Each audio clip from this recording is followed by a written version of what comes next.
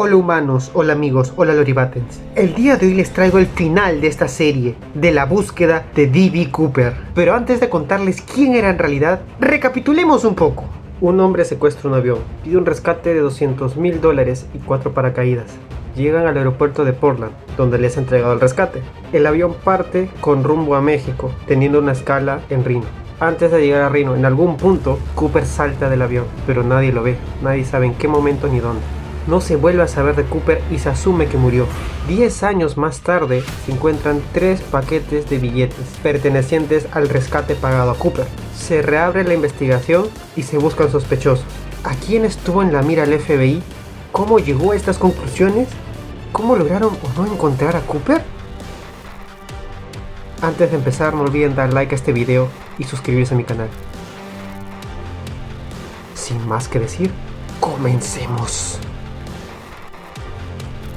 Para cuando la prensa se enteró del secuestro, el FBI ya había comenzado a investigar a algunos posibles sospechosos. Entre ellos, había un hombre en Portland con las iniciales DB y de apellido Cooper. Este Cooper fue eliminado rápidamente como sospechoso, pero debido a una confusión de la prensa, el nombre Dan Cooper fue confundido por DB Cooper y el resto es historia. Si bien Dan Cooper es probablemente un seudónimo, hay una serie de cómics con el mismo nombre. El cómic está escrito en francés y trata de un piloto canadiense llamado Dan Cooper. Si bien el cómic no fue traducido al inglés ni vendido en los Estados Unidos antes de 1971, estaba disponible en Canadá, que tiene una gran población de habla francesa.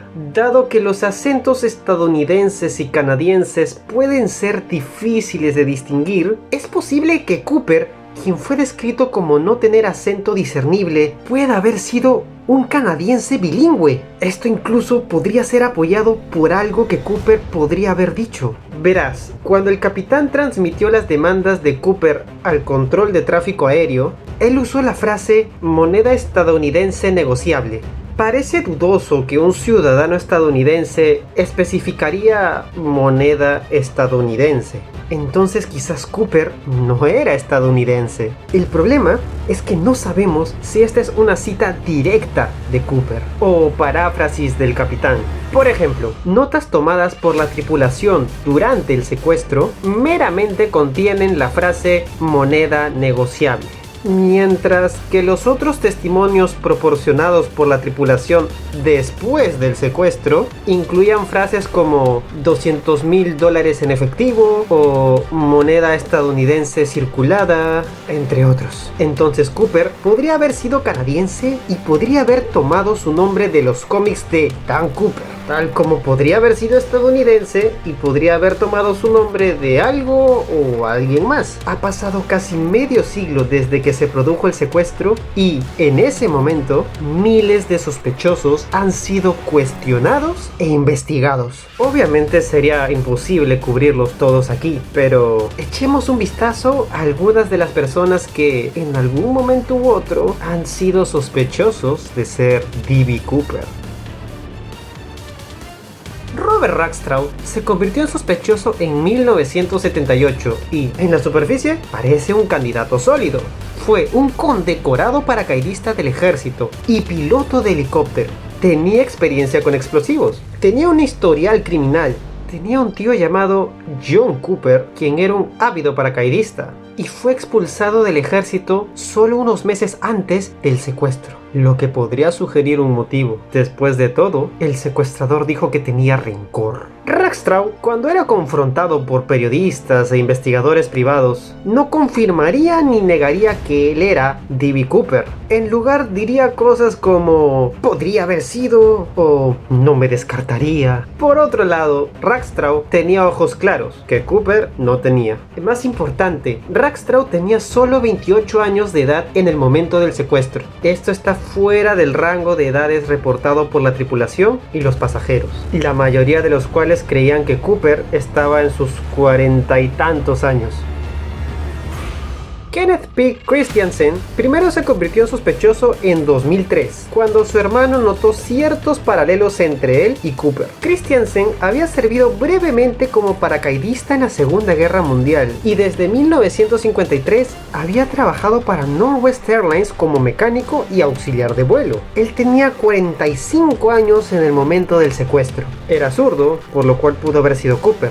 Por ejemplo, Cooper utilizó su mano izquierda para interactuar con el maletín de explosivos, y la corbata con clip que dejó a bordo, se notó que ese broche de la corbata, el clip, había sido aplicado desde la izquierda. Poco antes de morir en 1994, Christiansen supuestamente le había dicho a su hermano que tenía un secreto. Hay algo que debes saber, pero no puedo decírtelo. Después de su fallecimiento, su familia descubrió más de $200,000 en sus cuentas bancarias. Para colmo, Florence Schaffner declaró que las fotografías de Christiansen tenían un gran parecido con Cooper. Por otro lado, Christiansen no coincide con la descripción física de Cooper. Era más bajo y ligero. Mientras Schaffner le veía un gran parecido, ella comentó que Cooper tenía más cabello y eso apoyado por los bocetos. Y no había nada sospechoso sobre las grandes sumas de dinero. Simplemente las había ganado vendiendo terrenos.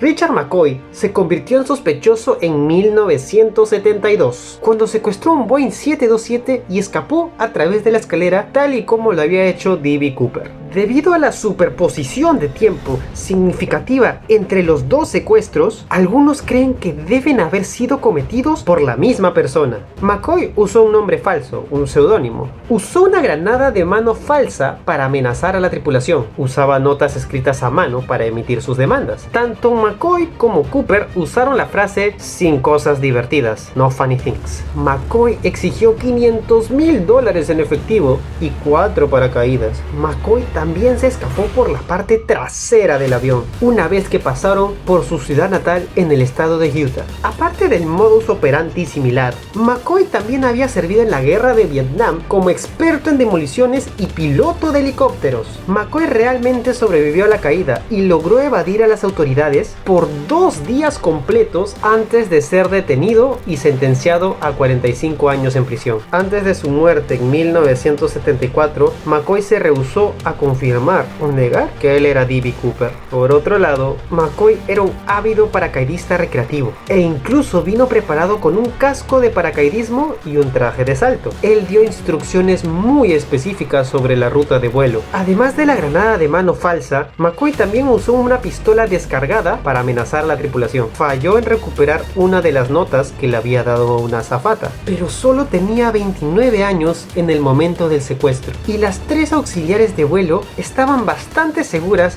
de que McCoy no era Cooper. Si bien hay paralelos significativos entre estos dos casos, McCoy simplemente podría haber sido un imitador quien habría leído a D.B. Cooper en las noticias. Dwayne L. Weaver se convirtió en sospechoso en 1995, cuando, poco antes de su muerte, supuestamente le dijo a su esposa: "Tengo un secreto que decirte, soy Dan Cooper". Después de su confesión en el lecho de muerte, la viuda de Weaver recordó una serie de detalles fascinantes. Ella dice haber encontrado una bolsa de banco parecida a la usada en el secuestro. Ella afirma que Weaver había sufrido una lesión en la rodilla después de saltar de un avión. Weaver supuestamente tuvo una pesadilla sobre dejar sus huellas digitales en la escalera ventral. Y un año antes de que el dinero fue descubierto en Tina Bar, Weaver presuntamente había hecho una visita rápida a la misma ubicación. Además, Weaver era un veterano de la Segunda Guerra Mundial y tenía un historial criminal. Él coincidió con la descripción física y tenía 47 años en 1971. Por otra parte, las huellas dactilares de Weaver no coincidieron con ninguna de las impresiones recogidas del vuelo 305. Aunque, para ser justos, no hay forma de saber si alguna de esas huellas en realidad pertenecen a Cooper. Pero el ADN de Weaver no coincidía con una muestra de ADN recolectada del broche de la corbata. Pero, una vez más, no hay forma de saber si el ADN en el broche de la corbata en realidad vino del secuestrador y no de alguien más. Lo que es tan frustrante es que el FBI probablemente tenía una mucho mejor fuente de ADN previamente. Si recuerdas, 8 colillas de cigarrillos fueron recogidas de la escena. y hay una muy buena probabilidad de que todas estaban bañadas en el ADN de Cooper. El problema es que esta evidencia se perdió en algún momento y no ha aparecido desde entonces.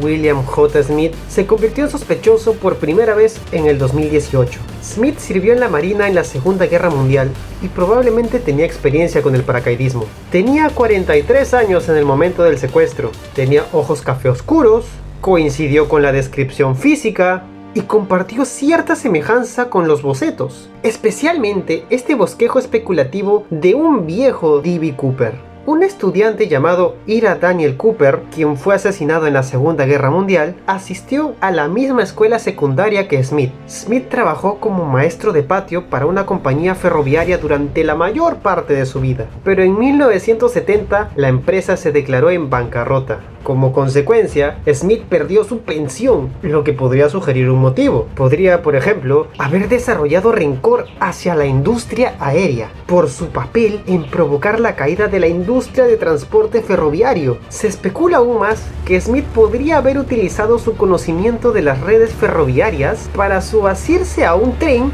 y escaparse sin ser detectado. Por otro lado, Smith pasó toda su vida en el noreste de los Estados Unidos, dado que el secuestro ocurrió al otro lado del país y que fue cometido por alguien que al menos parecía estar familiarizado con el terreno local. Smith no es el candidato más ideal. Sin embargo, el hecho de que Smith trabajó como ferroviario es interesante.